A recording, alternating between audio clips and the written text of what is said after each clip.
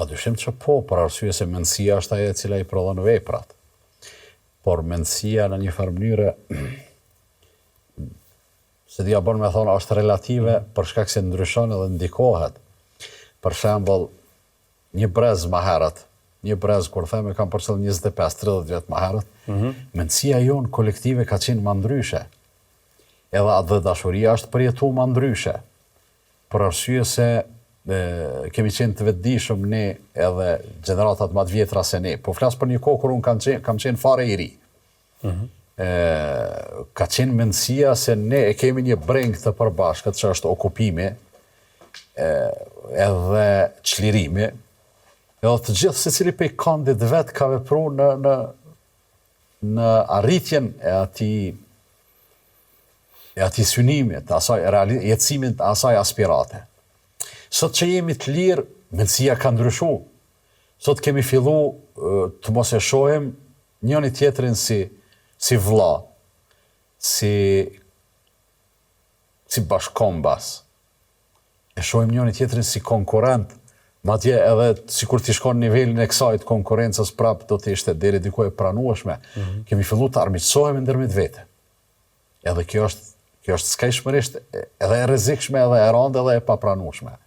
Për arsye se nuk duhet të armiqësohemi derisa nuk ka arsye për armiqësi. Nga se ti jetosh në këtë botë, detyrimisht kemi u përballë me armiqësi të ndryshme. Ekzistojnë, sikur se ekzistojnë ato forcat e mira dhe të mbara, ekzistojnë edhe forcat e errta. Por ne nuk do të prodhojmë për njëri tjetrit armik pa nevojë.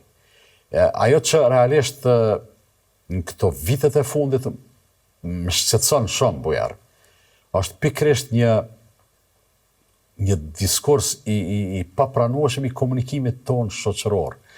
Ne përçahemi dhe armiqësohemi për diçka që ka hapësirë me pas mendime dhe qasje të ndryshme, sikurse është politika për shembull, pikpamje të ndryshme, edhe ne do të duhej në radhë parë ato do të duhet të na ofroheshin si begati edhe si pasuri, ofertat politike, programet e ndryshme politike, ngjyrat politike. Mirë po t'i marrim ne ato e pastaj të grindemi ndërmjet vete deri në armiqësi. Kjo është një situatë shumë e pakëndshme, e cila nëse nuk ndalet këtu, edhe nëse ata që unë i bëj përgjegjës për këtë situatë, janë politikanët. Nuk i bin vetit të masë edhe nuk vetëdijsohen që ta përmirësojnë gjuhën e komunikimit ndërmjet veti edhe me masën. Të mos etiketohen, të mos ofendohen, të mos quhen nëse si je me mu, je tradhtar, nëse je kështu, je me ata, me kështu me radhë. Nëse nuk ndron kjo mendësi, frika ime, dhash Zoti që kur të mos realizohet kjo që më bezdis edhe më frikson, frika ime është që mundet me eskalu në gjona konkrete të armiqësisë. E ato pastaj do t'jenë gjithsesi me pasoja, por do t'jetë vështirë edhe me i majtë në kontroll.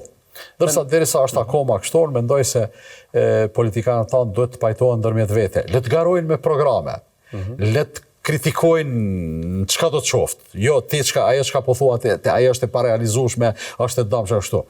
S'ki nevojë me çujt tradhtar njëri.